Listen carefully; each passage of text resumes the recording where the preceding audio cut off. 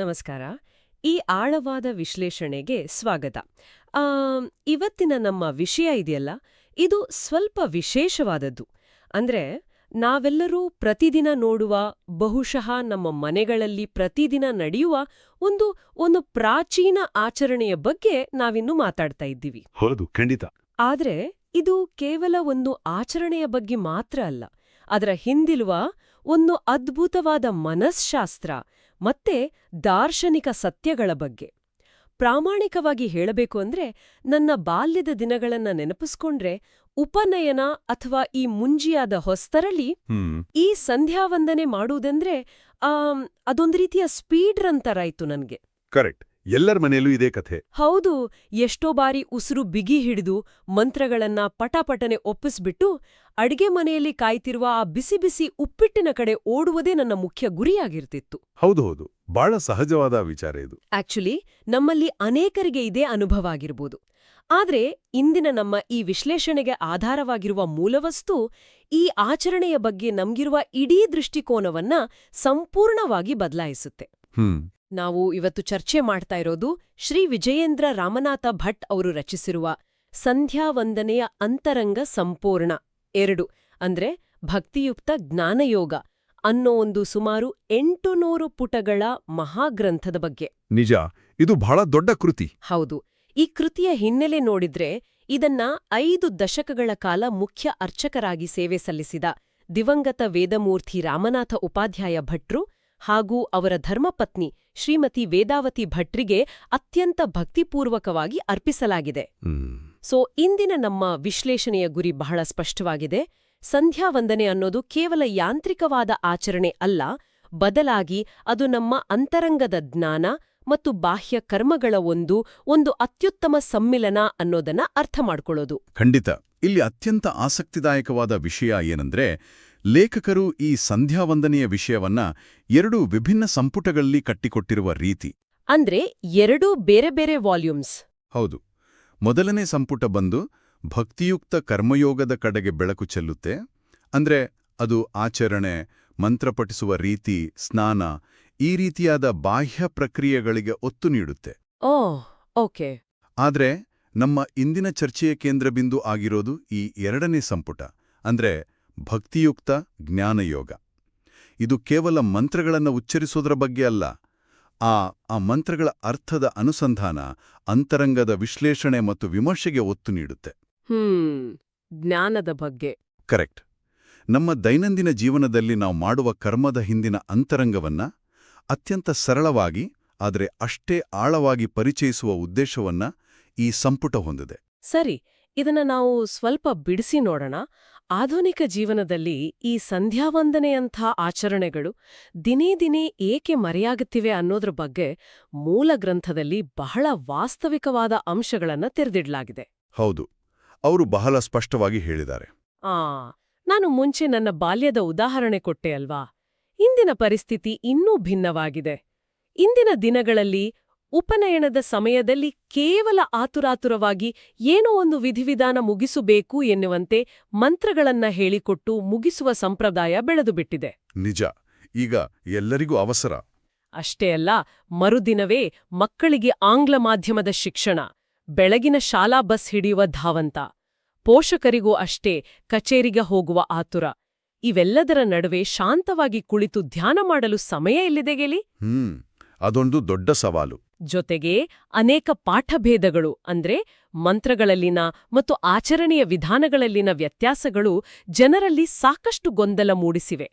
ಹೀಗಿರುವಾಗ ನಮ್ಮೆಲ್ಲರ ಅಥವಾ ನಮ್ಮ ಕೇಳುಗರ ಮನಸ್ಸಿನಲ್ಲಿ ಬರುವ ಒಂದು ಸಹಜವಾದ ಪ್ರಶ್ನೆಯೆಂದರೆ, ಈ ಆಧುನಿಕ ಬದುಕಿನ ಗಡಿಬಿಡಿಯಲ್ಲೇ ಈ 800 ಪುಟಗಳ ಬೃಹತ್ ಗ್ರಂಥವು ನಮಗೆ ಹೇಗೆ ಸಹಾಯ ಮಾಡಬಲ್ಲದು ಅಂತ. ನೋಡಿ, ಇದನ್ನ ನಾವು ಸ್ವಲ್ಪ ವಿಶಾಲ ದೃಷ್ಟಿಕೋನದಿಂದ ನೋಡಿದಾಗ ನಮಗೆ ಅರ್ಥವಾಗುವ ಒಂದು ದೊಡ್ಡ ಸತ್ಯ ಇದೆ. ಏನು ಆ ಸತ್ಯ? ಯಾವುದೇ ಒಂದು ಆಚರಣೆ ಇರಲಿ, ಅದರ ಹಿಂದಿನ ಅರ್ಥ ಅಥವಾ ಜ್ಞಾನ ಅದು ನಮಗೆ ತಿಳಿದಿಲ್ಲ ಅಂದ್ರೆ ಆ ಆಚರಣೆ ನಮಗೆ ಕೇವಲ ಒಂದು ಹೊರೆಯಾಗಿ, ಒಂದು ಯಾಂತ್ರಿಕ ಪ್ರಕ್ರಿಯೆಯಾಗಿ ಕಾಣುತ್ತೆ. ಹೌದು. ಅರ್ಥ ಇಲ್ಲದೆ ಮಾಡಿದ್ರೆ ಬೋರ್ ಆಗತ್ತೆ. ಖಂಡಿತ. ಅರ್ಥವಿಲ್ಲದ ಕರ್ಮ ಬೇಗನೆ ಬೇಸರ ತರಿಸುತ್ತೆ. ನಮ್ಮ ಮಿದುಳಿಗೆ ಅದೊಂದು ಕೇವಲ ಕೆಲಸ ಎಂಬಂತೆ ಭಾಸವಾಗುತ್ತೆ. ಲೇಖಕರು ಈ ಬೃಹತ್ ಗ್ರಂಥವನ್ನು ರಚಿಸಿರುವುದೇ ಈ ಅಂತರವನ್ನು ಕಡಿಮೆ ಮಾಡೋದಕ್ಕೆ. ಅಂದ್ರೆ ಆ, ಕರ್ಮ ಮತ್ತು ಜ್ಞಾನವನ್ನ ಸೇರಿಸೋದಕ್ಕೆ. ಎಕ್ಸಾಕ್ಟ್ಲಿ. ಕರ್ಮ ಅಂದ್ರೆ ನಾವು ಮಾಡುವ ಕ್ರಿಯೆ, ಮತ್ತು ಜ್ಞಾನ ಅಂದ್ರೆ ಅದರ ಹಿಂದಿನ ಅರ್ಥ, ಇವೆರಡನ್ನು ಒಗ್ಗೂಡಿಸುವುದು ಅವರ ಮುಖ್ಯ ಉದ್ದೇಶ. ಜ್ಞಾನವು ಅರ್ಥಪೂರ್ಣವಾಗಿ ನಮ್ಮ ದೈನಂದಿನ ಕರ್ಮಗಳಲ್ಲಿ ಅನ್ವಯವಾದಾಗ ಮಾತ್ರ ಆ ಆಚರಣೆಯ ನಿಜವಾದ ಮೌಲ್ಯ ನಮಗೆ ತಿಳಿಯುತ್ತೆ. ಅಂದ್ರೆ ನಾವು ಏನೇ ಮಾಡಿದ್ರೂ ಅದ್ರ ಹಿಂದಿನ ಪರ್ಪಸ್ ಗೊತ್ತಿರಬೇಕು. ಹೌದು. ಅಂದ್ರೆ ನೀವು ಕೇವಲ 10 ನಿಮಿಷ ಆಚರಣೆ ಮಾಡಿದ್ರೂ ಅದರ ಅರ್ಥ ತಿಳಿದು ಮಾಡಿದಾಗ ಅದು ಶಾಲಾ ಬಸ್ ಹಿಡಿಯುವ ಧಾವಂತದ ನಡುವೆಯೂ ಅಥವಾ ಕಚೇರಿಯ ಒತ್ತಡದ ನಡುವೆಯೂ ಮನಸ್ಸಿಗೆ ಒಂದು ಅದ್ಭುತವಾದ ಪ್ರಶಾಂತತೆಯನ್ನು ನೀಡುವ ಸಾಧನ ಆಗತ್ತೆ. ಓ, ಇದು ಸಮಯವನ್ನು ಹೆಚ್ಚಿಸುವ ಪ್ರಯತ್ನ ಅಲ್ಲ. ಖಂಡಿತ ಅಲ್ಲ. ಬದಲಾಗಿ ಆ ಇರುವ ಸ್ವಲ್ಪ ಸಮಯದಲ್ಲಿ ನಮ್ಮ ಮನಸ್ಸಿನ ಗುಣಮಟ್ಟವನ್ನ, ಆ ಕ್ವಾಲಿಟಿಯನ್ನ ಹೆಚ್ಚಿಸುವ ತಂತ್ರ ಇದು. ಓ, ಇದು ನಿಜಕ್ಕೂ ಆಲೋಚಿಸಬೇಕಾದ ವಿಷಯ. ಕೇವಲ ಕ್ರಿಯೆಗಿಂತ ಆ ಕ್ರಿಯೆಯ ಹಿಂದಿನ ಉದ್ದೇಶ ಮುಖ್ಯ ಎನ್ನೋದು. ಆದ್ರೆ ಇಲ್ಲಿಯೇ ನೋಡಿ, ವಿಷಯ ಆಕ್ಚುಲಿ ನಿಜವಾಗೂ ಕುತೂಹಲಕಾರಿಯಾಗೋದು ಇಲ್ಲೇ. ಹೇಳಿ. ಈ ಗ್ರಂಥದಲ್ಲಿ ಒಂದು ಅತ್ಯಂತ ಸೂಕ್ಷ್ಮವಾದ ಪ್ರಶ್ನೆಯನ್ನ ಎತ್ತಲಾಗಿದೆ. ನಾವೆಲ್ಲರೂ ಮಂತ್ರವನ್ನ ಜಪಿಸ್ತೇವಲ್ವಾ? ಆದ್ರೆ ಒಂದು ಸೂಕ್ಷ್ಮವಾದ ಮನಸ್ಸು ಒಂದೇ ಬಾರಿಗೆ ಮಂತ್ರದ ಅರ್ಥವನ್ನ ಜಪಿಸ್ತಾ ಅದೇ ಸಮಯದಲ್ಲಿ ಭಗವಂತನ ರೂಪವನ್ನ ಧ್ಯಾನಿಸಲು ಹೇಗೆ ಸಾಧ್ಯ? ನನಗಂತೂ ಇದು ಒಟ್ಟಿಗೆ 2 ಕೆಲಸಗಳನ್ನ ಮಾಡಿದಂತೆ, ಅಂದ್ರೆ ಒಂಥರ ಮಲ್ಟಿ ಟಾಸ್ಕಿಂಗ್ ಮಾಡಿದಂತೆ ಅನ್ನಿಸ್ತೆ. 2 ಪ್ರಕ್ರಿಯೆಗಳು ಅಂದ್ರೆ ಜಪ ಮತ್ತು ಧ್ಯಾನ ಎರಡೂ ಒಟ್ಟಿಗೆ ನಡೆಯೋದು ಅಸಾಧ್ಯ ಅಲ್ವಾ? ನೋಡಿ, ಇದು ಸಹಜವಾಗಿ ಮೂಡುವ ಪ್ರಶ್ನೆ. ನಾವು ಮಂತ್ರ ಪಠಿಸುವುದು ಬಾಯಿಯಿಂದ ಮತ್ತೆ ಕಿವಿಯಿಂದ, ಆದ್ರೆ ಧ್ಯಾನ ಮಾಡೋದು ಮನಸ್ಸಿನಿಂದ. ಹೌದು. ಇವೆರಡೂ ಬೇರೆ ಬೇರೆ ಟ್ರ್ಯಾಕ್ಗಳಲ್ಲಿ ಓಡುವ ರೈಲುಗಳಂತೆ ನಮಗೆ ಭಾಸವಾಗುತ್ತೆ. ಆದರೆ ಈ ಪ್ರಶ್ನೆಗೆ ಗ್ರಂಥದಲ್ಲಿ ನೀಡಿರುವ ಉತ್ತರ ನಿಜಕ್ಕೂ ಅದ್ಭುತವಾಗಿದೆ. ಏನದು? ಮಂತ್ರದ ಜಪ ಮತ್ತು ರೂಪದ ಧ್ಯಾನ ಎರಡೂ ಬೇರೆ ಬೇರೆ ಅಲ್ಲ ಎಂಬುದನ್ನ ಲೇಖಕರು ಶ್ರೀಮನ್ಮಧ್ವಾಚಾರ್ಯರ ಋಗ್ಭಾಷ್ಯದ ಆಧಾರದ ಮೇಲೆ ಅತ್ಯಂತ ಸ್ಪಷ್ಟವಾಗಿ ವಿವರಿಸಿದ್ದಾರೆ. ಬೇರೆ ಬೇರೆ ಅಲ್ವಾ? ಅಂದ್ರೆ ಹೇಗೆ? ನಾವು ಗಾಯತ್ರಿ ಮಂತ್ರವನ್ನ ಪಠಿಸುವಾಗ ಒಂದು ನಿರ್ದಿಷ್ಟವಾದ ಧ್ಯಾನ ಶ್ಲೋಕವನ್ನ ಹೇಳ್ತೀವಲ್ವಾ? ಹೌದು. ಧ್ಯೇಯಃ ಸದಾ ಸವಿತೃಮಂಡಲಃ. ಕರೆಕ್ಟ್. ಆ ಮೊದಲ ಸಾಲು ಹೀಗಿದೆ: ಧ್ಯೇಯಃ ಸದಾ ಸವಿತೃಮಂಡಲ ಮಧ್ಯವರ್ತಿ ನಾರಾಯಣಃ ಸರಸಿಜಾಸನ ಸನ್ನಿವಿಷ್ಟಃ. ಮಧ್ವಾಚಾರ್ಯರು ಹೇಳುವಂತೆ ಗಾಯತ್ರಿ ಮಂತ್ರದ ಪ್ರತಿಯೊಂದು ಶಬ್ದವೂ ಈ ಧ್ಯಾನ ಶ್ಲೋಕದ ಪ್ರತಿಯೊಂದು ವರ್ಣನೆಗೆ ಕನ್ನಡಿಯಾಗಿದೆ. ಓ, ಅಂದ್ರೆ ಶಬ್ದ ಮತ್ತು ಚಿತ್ರ ಒಂದಕ್ಕೊಂದು ಕನೆಕ್ಟ್ ಆಗಿದೆ. ಹೌದು. ನೀವು ಜಪಿಸುತ್ತಿರುವ ಮಂತ್ರದ ಶಬ್ದಗಳೇ ಆ ಧ್ಯಾನ ಶ್ಲೋಕದ ಚಿತ್ರಣವನ್ನ ನಿಮ್ಮ ಕಣ್ಮುಂದೆ ತರ್ತವೆ. ಶಬ್ದವೇ ಚಿತ್ರ, ಚಿತ್ರವೇ ಶಬ್ದ. ಒಂದ್ ನಿಮಿಷ, ಇದು ಬಹಳ ಆಸಕ್ತಿಕರವಾಗಿದೆ. ಶಬ್ದ ಮತ್ತು ಚಿತ್ರ ಎರಡೂ ಒಂದೇ ಅಂತ ನೀವು ಹೇಳ್ತಾ ಇದ್ದೀರಾ. ಹಾಗಾದ್ರೆ ನಾವು ಆ ಗಾಯತ್ರಿ ಮಂತ್ರದ ಪದರಗಳನ್ನ ಒಂದೊಂದಾಗಿ ಬಿಡಿಸ್ತಾ ಹೋಗೋಣ. ಖಂಡಿತ ಮಾಡೋಣ. ನಾವೆಲ್ಲರೂ ಪ್ರತಿದಿನ ಹೇಳುವ ಆ ಆರಂಭಿಕ ಪದಗಳು ಇವೆಯಲ್ಲ, ಓಂ, ಭೂ, ಭುವಃ, ಸ್ವಃ. ಇವುಗಳನ್ನ ನಾವು ಹೇಳುವಾಗ ನಮ್ಮ ಮನಸ್ಸಿನಲ್ಲಿ ಮೂಡಬೇಕಾದ ಚಿತ್ರಣ ಅಥವಾ ಅರ್ಥವಾದ್ರೂ ಏನು? ಗ್ರಂಥದಲ್ಲಿ ಅತ್ಯಂತ ವಿಸ್ತಾರವಾಗಿ ವಿವರಿಸಿರುವಂತೆ ಭಗವಂತನು ಓಂ ಅಂದ್ರೆ ಅನಂತ ಗುಣಗಳ ಆಶ್ರಯ. ಓಕೆ. ಭೂಹ ಅಂದ್ರೆ ಆತನು ಗುಣಪೂರ್ಣನಾಗಿರುವವನು. ಭುವಃ ಅಂದ್ರೆ ಪ್ರತಿಯೊಂದು ವಿಷಯದಲ್ಲೂ ವಿಶೇಷವಾಗಿರುವವನು. ಮತ್ತು ಸ್ವಃ ಅಂದ್ರೆ ಆನಂದ ಸ್ವರೂಪಿ. ಓ, ಅನಂತ, ಗುಣಪೂರ್ಣ, ವಿಶೇಷ ಮತ್ತು ಆನಂದ. ಹೌದು. ಅಂದ್ರೆ ಆತನು ಕೇವಲ ಶಕ್ತಿಯಲ್ಲ, ಆತನು ಜ್ಞಾನ ಮತ್ತು ಆನಂದದ ಸಾಕಾರ ಮೂರ್ತಿ. ಇದು ಆ ಇಡೀ ಮಂತ್ರದ ತಳಹದಿ. ಸರಿ, ಅದು ತಳಹದಿ ಅಂತಾಯಿತು. ಆಮೇಲೆ ಬರುವ ಪದ ತತ್. ಮಂತ್ರದ ಮೊದಲ ಪ್ರಮುಖ ಪದವಾಗಿ ನಾವು ತತ್ ಅಂತ ಹೇಳ್ತೀವಲ್ವಾ? ಇದರ ಅರ್ಥ ಏನು? ಹೌದು. ಮಧ್ವಾಚಾರ್ಯರು ಈ ತತ್ ಶಬ್ದವನ್ನ ಗುಣಗಳಿಂದ ವ್ಯಾಪ್ತನಾಗಿರುವವನು ಅಥವಾ ಎಲ್ಲೆಡೆಯೂ ವ್ಯಾಪಿಸಿರುವವನು ಎಂದು ವಿವರಿಸ್ತಾರೆ. ಈಗ ಇದನ್ನ ನಾನು ಮೊದಲು ಹೇಳಿದ ಧ್ಯಾನ ಶ್ಲೋಕಕ್ಕೆ ಹೋಲಿಸಿ ನೋಡಿ. ಓಕೆ. ಧ್ಯೇಯಃ ಸದಾ. ಶ್ಲೋಕದಲ್ಲಿ ಸವಿತೃಮಂಡಲ ಮಧ್ಯವರ್ತಿ ನಾರಾಯಣಃ ಎಂಬ ಸಾಲಿದೆ ಅಲ್ವಾ? ಹೌದು. ಸೂರ್ಯಮಂಡಲದ ಮಧ್ಯದಲ್ಲಿರುವ ನಾರಾಯಣ ಅಂತ ಅರ್ಥ. ಕರೆಕ್ಟ್. ಸೂರ್ಯನಿಗೆ ಆ ಅಪಾರವಾದ ಬೆಳಕು ಮತ್ತು ವ್ಯಾಪಕತೆಯನ್ನ ಕೊಡುವವನು ಅವನೇ. ಈ ತತ್ಶಬ್ದದ ವ್ಯಾಪಕತೆಯ ಅರ್ಥ ಇದೆಯಲ್ಲ, ಇದು ಸೂರ್ಯಮಂಡಲದ ಮಧ್ಯದಲ್ಲಿ ಕುಳಿತು ಇಡೀ ಜಗತ್ತಿಗೆ ಬೆಳಕು ನೀಡುವ ಆ ಭಗವಂತನ ರೂಪಕ್ಕೆ ಕರಾರುವಾಗಿ ಹೊಂದಿಕೊಳ್ಳುತ್ತೆ. ಆಹಾ. ಅಂದ್ರೆ ಆ ಶಬ್ದವನ್ನ, ಆ ತತ್ ಅನ್ನೋ ಶಬ್ದವನ್ನ ಹೇಳುವಾಗಲೇ ಸೂರ್ಯನ ಆ ಭವ್ಯವಾದ ರೂಪ ನಮ್ಮ ಮನಸ್ಸಿಗೆ ಬರಬೇಕು. ಮಂತ್ರದ ಒಂದು ಪದ, ಧ್ಯಾನದ ಒಂದು ಚಿತ್ರಣ ಎಷ್ಟು ಅದ್ಭುತವಾಗಿದೆ. ಮುಂದೆ ಸವಿತುಹು ಎಂಬ ಪದ ಬರುತ್ತೆ. ಸವಿತುಹು ಅಂದ್ರೆ ಸಾಮಾನ್ಯವಾಗಿ ಸೂರ್ಯ ಅಂತ ನಾವೆಲ್ಲ ಅನ್ಕೊಂಡಿದೀವಿ ಅಲ್ವಾ? ನಮ್ಗೆ ಸೂರ್ಯನು ಬೆಳಕು, ಮಳೆ, ಉಷ್ಣತೆಯನ್ನ ಒದಗಿಸುವ ಮೂಲಕ ಸೃಷ್ಟಿಗೆ ಕಾರಣನಾಗಿದ್ದಾನೆ. ಹಾಗಾದ್ರೆ ಇಲ್ಲಿ ನಾವು ಕೇವಲ ಭೌತಿಕ ಸೂರ್ಯನನ್ನ ಧ್ಯಾನಿಸ್ತಿದ್ದೇವೆಯೇ? ಮೇಲೋಡಕ್ಕೆ ಹಾಗೆ ಅನ್ಸುತ್ತೆ, ಆದರೆ ಇದರ ಒಳಾರ್ಥ ಇನ್ನೂ ಆಳವಾಗಿದೆ. ಸವಿತುಹ ಅಂದ್ರೆ ಅಂತಿಮ ಸೃಷ್ಟಿಕರ್ತ ಅಂತ ಅರ್ಥ.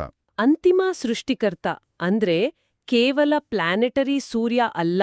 ಹೌದು, ಆ ಭೌತಿಕ ಸೂರ್ಯನಿಗೂ ಆ ಶಕ್ತಿಯನ್ನ ಕೊಟ್ಟು ಇಡೀ ಬ್ರಹ್ಮಾಂಡದ ವ್ಯವಸ್ಥೆಯನ್ನ ನಡೆಸುವ ಅದರ ಹಿಂದಿನ ಆ ಅಸಲಿ ಸೃಷ್ಟಿಕರ್ತನಾಗಿರೋನು ಆ ನಾರಾಯಣನೇ ಎಂದು ಲೇಖಕರು ವಿವರಿಸ್ತಾರೆ. ಆ ಭೌತಿಕ ಸೂರ್ಯ ಕೇವಲ ಒಂದು ಮಾಧ್ಯಮ ಅಷ್ಟೇ. ಓ, ಇದು ಹೊಸ ದೃಷ್ಟಿಕೋನ. ಇನ್ನು ಮುಂದೆ ಬರುವ ಪದಗಳು ಭರ್ಗಃ ಮತ್ತು ದೇವಸ್ಯ. ನಾನು ಪ್ರಾಮಾಣಿಕವಾಗಿ ಒಪ್ಕೊಳ್ತೀನಿ, ನಾನು ಎಷ್ಟೋ ವರ್ಷಗಳಿಂದ ಈ ಭರ್ಗೋ ದೇವಸ್ಯ ಅಂತ ಒಂದ್ ರೀತಿ ಗಿಳಿಪಾಠದಂತೆ ಹೇಳ್ತಾ ಬಂದಿದ್ದೀನಿ. ಹೆಚ್ಚಿನವರು ಹಾಗೆ ಮಾಡೋದು. ಆದ್ರೆ ಇದರ ನಿಜವಾದ ಅರ್ಥ ಏನು ಅಂತ ಇವತ್ತಿಗೂ ನನಗೆ ಸ್ಪಷ್ಟವಾಗಿ ಗೊತ್ತಿಲ್ಲ. ಈ ಪದಗಳ ಹಿನ್ನೆಲೆ ಏನು ಮತ್ತು ಇದಕ್ಕೆ ಧ್ಯಾನ ಶ್ಲೋಕದಲ್ಲಿ ಯಾವ ಚಿತ್ರಣವನ್ನು ಕೊಡಲಾಗಿದೆ ನೋಡಿ. ಇದು ಈ ಗ್ರಂಥದ ಅತ್ಯಂತ ಸುಂದರವಾದ ಭಾಗಗಳಲ್ಲಿ ಒಂದು. ಭರ್ಗಃ ಎಂದರೆ ಜ್ಞಾನಸ್ವರೂಪಿ, ಪ್ರಕಾಶರೂಪಿ ಅಂತ ಅರ್ಥ. ಜ್ಞಾನಸ್ವರೂಪಿ, ಓಕೆ. ಮತ್ತು ದೇವಸ್ಯ ಎಂದರೆ ಕೇವಲ ದೇವರು ಅಂತಲ್ಲ. ಇದರ ಮೂಲ ಅರ್ಥ ಬೆಳಗುತ್ತಿರುವವನು ಅಥವಾ ಸೃಷ್ಟಿಯ ಉತ್ಸಾಹವನ್ನು ಹೊಂದಿರುವವನು ಅಂತ. ಸೃಷ್ಟಿಯ ಉತ್ಸಾಹ? ಹೌದು. ಈಗ ಧ್ಯಾನ ಶ್ಲೋಕದ ಮುಂದಿನ ಸಾಲನ್ನು ಗಮನಿಸಿ. ಕೇಯೂರವಾನ್ ಮಕರಕುಂಡಲವಾನ್ ಕಿರೀಟೀ ಹಾರೀ ಹಿರಣ್ಮಯ ವಪುಹು ಅಂತ. ಹಿರಣ್ಮಯ ವಪುಹು ಅಂದ್ರೆ ಚಿನ್ನದ ಮೈಬಣ್ಣ. ಕರೆಕ್ಟ್. ಅಂದ್ರೆ ಆ ಭಗವಂತನು ಚಿನ್ನದ ಮೈಬಣ್ಣವನ್ನ, ಹಿರಣ್ಮಯ ವಪುಹು, ಹೊಂದಿದ್ದಾನೆ.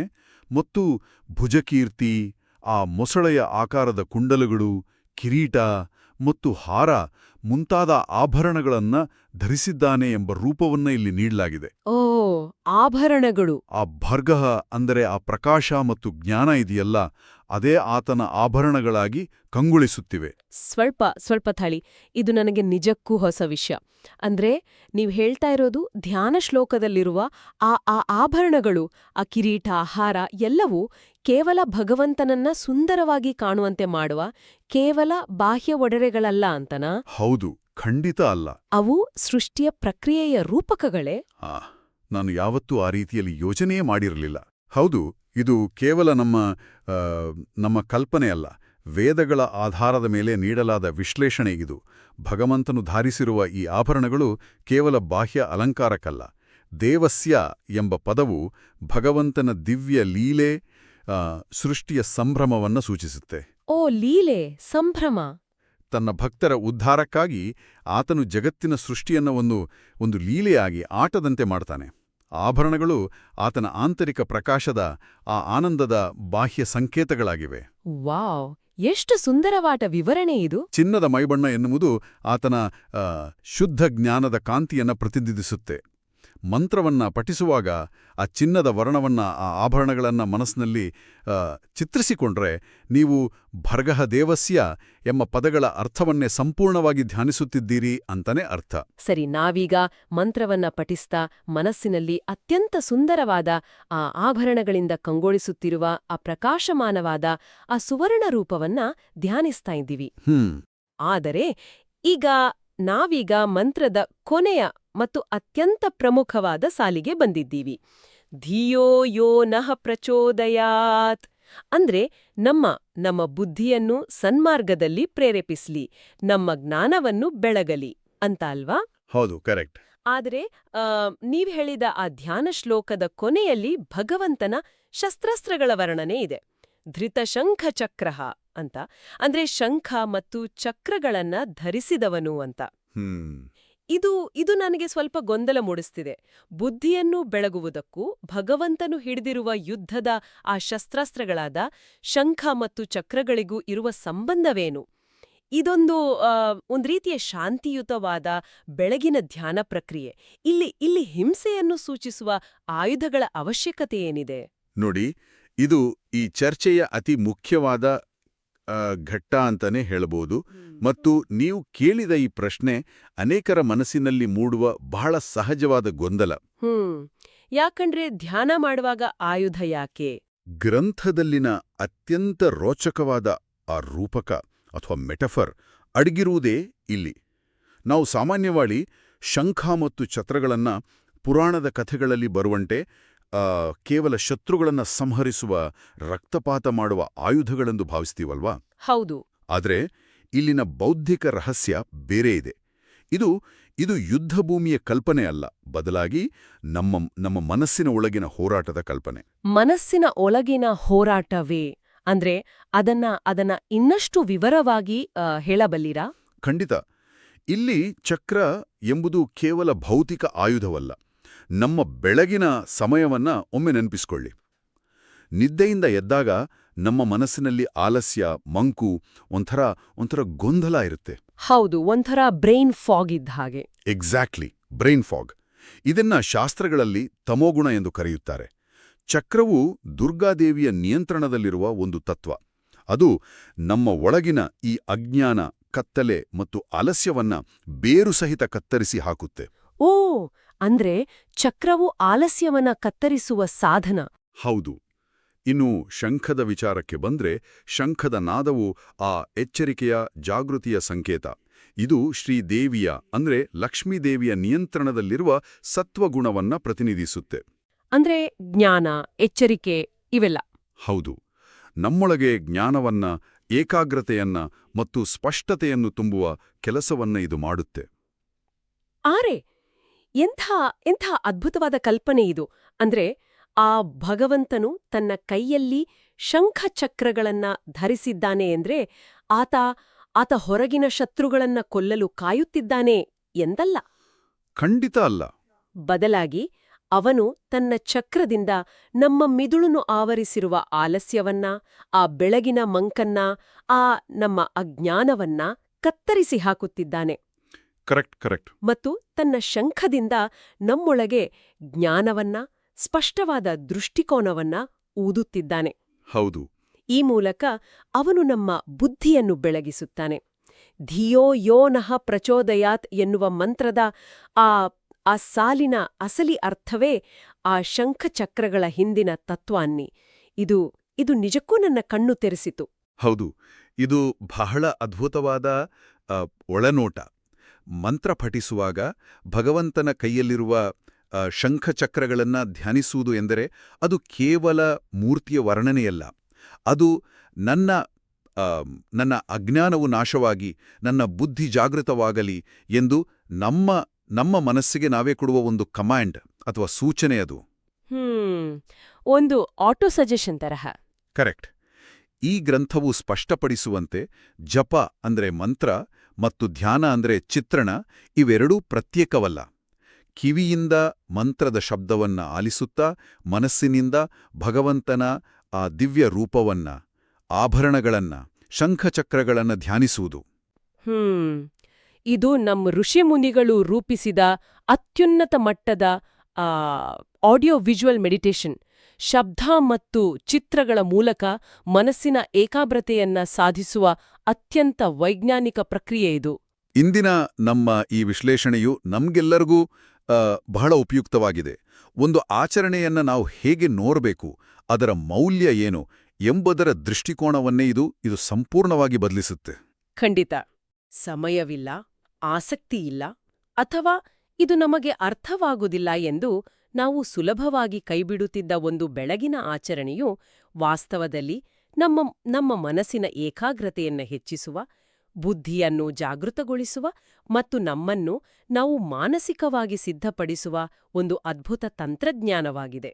ಹೌದು, ಅದು ಟೆಕ್ನಾಲಜಿನೇ ಸರಿ. ಗ್ರಂಥಕರ್ತರಾದ ಶ್ರೀ ವಿಜಯೇಂದ್ರ ರಾಮನಾಥ ಭಟ್ಟರ ಈ ದಶಕಗಳ ಶ್ರಮವು ಕೇವಲ ಕೆಲವು ಹಳೆಯ ಮಂತ್ರಗಳಿಂದ ಪುಸ್ತಕದಲ್ಲಿ ಮುದ್ರಿಸಿ ಉಳಿಸುವ ಪ್ರಯತ್ನವಲ್ಲ. ಬದಲಾಗಿ ಆ ಮಂತ್ರಗಳ ಹಿಂದಿನ ವಿಜ್ಞಾನವನ್ನು, ಮನಃಶಾಸ್ತ್ರವನ್ನು ಮತ್ತು ಮಾನವನ ಬುದ್ಧಿಮತ್ತೆಯನ್ನು ಉದ್ದೀಪನಗೊಳಿಸುವ ತತ್ವಜ್ಞಾನವನ್ನು ಮುಂದಿನ ಪೀಳಿಗೆಗೆ ದಾಟಿಸುವ ಅತ್ಯಂತ ಮಹತ್ವದ ಕೆಲಸವಾಗಿದೆ. ಮುಕ್ತಾಯವಾಗಿ ನಮ್ಮ ಕೇಳುಗರಿಗೆ ನಾನು ಒಂದು ಚಿಂತನೆಯನ್ನ ಬಿಟ್ಟೋಗಲು ಬಯಸ್ತೇನೆ. ಖಂಡಿತ ಹೇಳಿ. ಇಷ್ಟೊಂದು ಆಳವಾದ ಅರ್ಥಪೂರ್ಣವಾದ ಮನಃಶಾಸ್ತ್ರೀಯ ಮತ್ತು ಮಾನಸಿಕ ವ್ಯವಸ್ಥೆಯು ನಾವು ದಿನನಿತ್ಯ ನೋಡುವ ಕೇವಲ ಒಂದು ಪ್ರಾಚೀನ ಆಚರಣೆಯಲ್ಲಿ ಅಡಗಿದೆ ಎಂದಾದರೆ ಒಮ್ಮೆ ಯೋಚಿಸಿ ನೋಡಿ. ನಮ್ಮ ದೈನಂದಿನ ಜೀವನದಲ್ಲಿ ನಾವು ಕೇವಲ ಯಾಂತ್ರಿಕ ಎಂದು ಭಾವಿಸಿ ಅಥವಾ ನಮಗೆ ಸಮಯವಿಲ್ಲ ಎಂದು ನಿರ್ಲಕ್ಷಿಸುತ್ತಿರುವ ಇನ್ನೆಷ್ಟು ಪುರಾತನ ಸಂಪ್ರದಾಯಗಳು ತಮ್ಮೊಳಗೆ ನಮ್ಮನ್ನು ಮಾನಸಿಕವಾಗಿ ಮತ್ತು ಬೌದ್ಧಿಕವಾಗಿ ಉನ್ನತೀಕರಿಸಬಲ್ಲ ಇಂತಹ ರಹಸ್ಯಗಳನ್ನು ಅಡಗಿಸಿಟ್ಟುಕೊಂಡಿರಬಹುದು. ನಿಜ, ಬಹಳ ಆಳವಾದ ಪ್ರಶ್ನೆ ಇದು. ಆ ಆಚರಣೆಗಳ ಹಿಂದಿನ ವಿಜ್ಞಾನವನ್ನು ಅರ್ಥಮಾಡಿಕೊಳ್ಳುವ ತಾಳ್ಮೆ ನಮಗಿಲ್ಲ ಎನ್ನುವ ಕಾರಣಕ್ಕೆ ನಾವು ಎಂತಹ ಅದ್ಭುತವಾದ ಜ್ಞಾನ ಭಂಡಾರವನ್ನ ಕಳ್ಕೊಳ್ತಿದ್ದೇವೆ ಅಲ್ವಾ? ಇದರ ಬಗ್ಗೆ ನಾವೆಲ್ಲರೂ ಸ್ವಲ್ಪ ಆಳವಾಗಿ ಯೋಚಿಸಬೇಕಿದೆ. ಖಂಡಿತ.